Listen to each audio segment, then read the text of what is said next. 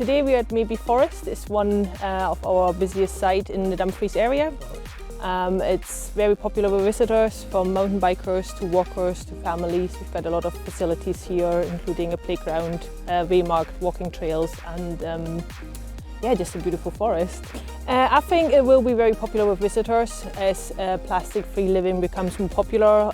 For us it's great because we hopefully see less littering, and yeah, it just helps people to stay hydrated. Have you tapped up from the tap yet? Absolutely, yes. Yeah? Yeah. Tastes good? Tastes perfect. So I'm Liz and I run Trail Skills, mountain bike coaching and guiding. So I run coaching sessions for all ages and abilities. This is amazing, and especially if I'm here all day, which I am quite often, it just means you don't have to carry a whole load of water with you. And we're also trying to encourage people who come to the business to not buy disposable plastic bottles of water. So the fact that there's a tap here where we can just say, just bring a bottle with you and you can just fill up as often as you want, I mean, that's going to make a real difference.